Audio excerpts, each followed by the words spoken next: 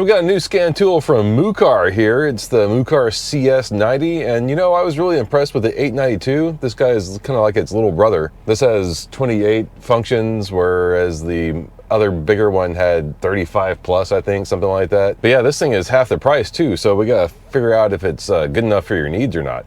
Taking a look at the box, it says full OBD2 diagnostic functions, multiple system diagnosis, powerful diagnosis reader, clear fault codes, and live data stream, equipped with software and maintenance service, wide coverage vehicle supports after 1996 OBD2 protocol. And you can see here it's made by MUCAR, which I've been pretty impressed with the MUCAR scanners as well. Your screen is 5 inches with 854 by 480 pixels. No, it uses 1.2 amps current. That's pretty good. Now let's get this thing open and take a look at her. We got a little manual here. Might take a look at that in a minute, but probably don't need it.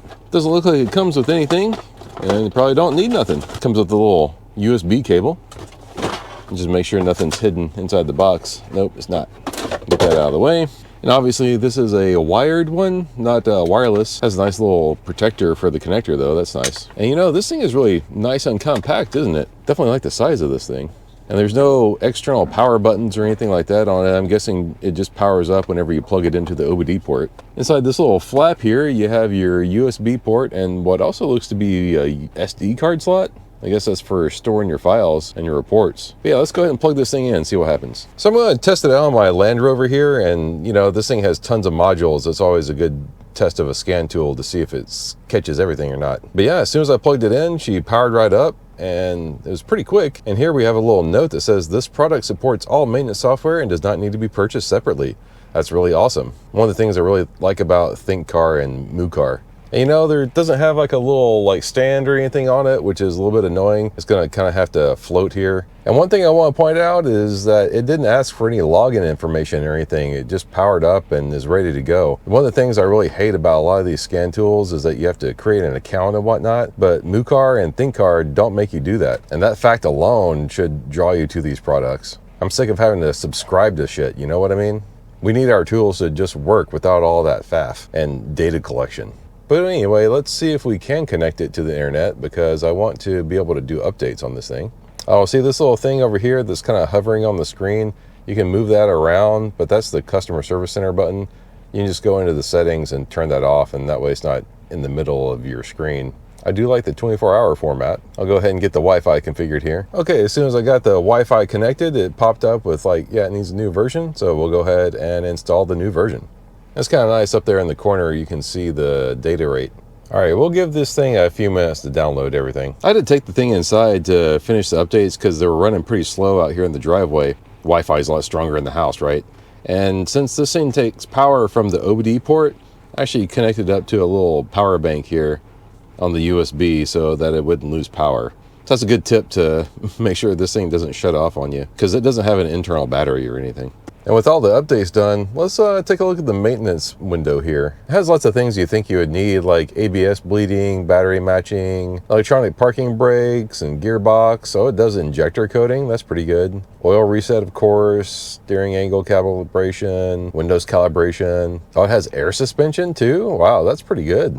And this thing actually has a lot of different maintenance functions for the price point of this guy. That's pretty impressive. But anyway, let's go back and take a look at the diagnostics. And you know, the Land Rover here does have some lights on, and I kind of know what's already going on with it. But anyway, we'll do the auto search and see what happens here. All right, it correctly identified the car. And let's do the auto search on here. And this should scan all the modules. We'll see if it finds all of them, yeah?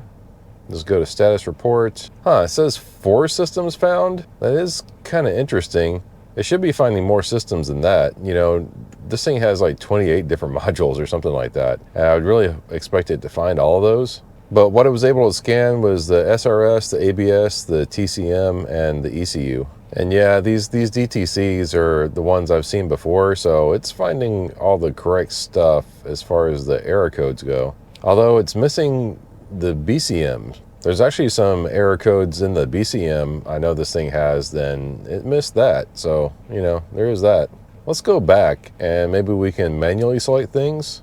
Okay, so it just has these 4 systems that you can manually select. So yeah, obviously this thing is a lot more limited than the 892, but that is to be expected. You know, like I said, this thing's half the price. So taking a look at the status report here, let's see if we can actually click on one of these guys and see what it tells us. Okay, so clicking on the codes, it just kind of gives you a little Google search. I guess that's kind of nice to have that on the device, but you can also just do that yourself, you know. So if you go back to this menu here and you select the system, and let's say we go look at the ECM, you can actually go look at the data stream. Here we can scroll through and see all the different things that you can look at the live data on. Let's scroll all the way down to the bottom, see how many we have. Wow, that's a lot. 261. Yeah, you know, that sounds about right. We have some VVT stuff in here, throttle position. Okay, let's select a few of these things. Maybe like target ignition angle, short-term fuel trims, long-term fuel trim. Let's see, I think I have 3 things selected. So let's select one more thing. Engine RPM, engine speed. There we go. I'm gonna click OK on that. And there we go, that's nice. You can see the different data there. Let me blip the throttle a little bit. Yep, you can see all that stuff moving. Hey, let's graph it and see what the graph looks like.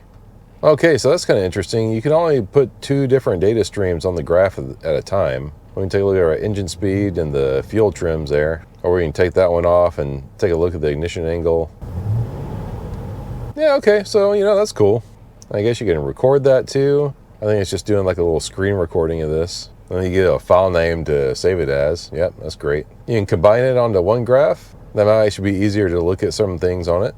Oh, cool. When you combine the graphs, you can actually select 4. So yeah, let's select all 4. There we go. Now we have all 4 on the graph. That's actually pretty useful. Check that out. I like that. Then you can switch back to the values if you just want to look at the values again. What does this BS button do? You have BS and SI. Okay, I don't know what that is. You have a couple of different views there for you. Okay, cool. Yeah, that's all very useful information. And we can take a look at the other things too, like the TCM, see the data stream and the TCM. These are all the different things you can see for TCM. Got 62 different things in there. And for the ABS, we'll take a look at the data stream for the ABS as well. 37 different stuff. You got your vehicle speed, sensors, steering angle, all that good stuff. Yeah, okay. All very useful troubleshooting tools. Well, that's about all we can look at in here, so I'll go ahead and exit. I'll just take a look at a couple of other like menu options in here. Consult, it's got your coverage list, your user manual, learning. I don't know what learning is. What is this? Special function playback learning. The operation steps, the special functions of each brand can be viewed for playback. Help users learn the operation of the special functions of each brand without connecting to the vehicle. Huh, okay. And they only have GM and Ford in here. All right, well, not helpful for us. If you're looking to do a basic OBD scan, we can do that too. It's kind of nice. The report immediately shows you your readiness. That's good for when you need to pass inspection, right? We'll do the all protocol scan. And you can see all the protocols it supports here. Obviously, this older Land Rover only supports the basic OBD2. So we'll go ahead and enter here. That's kind of nice. You can go in here and take a look at the freeze frames. You definitely need access to that, so that's good. And again, you can see your IM readiness. It lists them all out for you. You see which ones are complete and which ones aren't. And we have basic OBD live data in here too. That could be helpful sometimes. And of course, you can just read the fault codes too.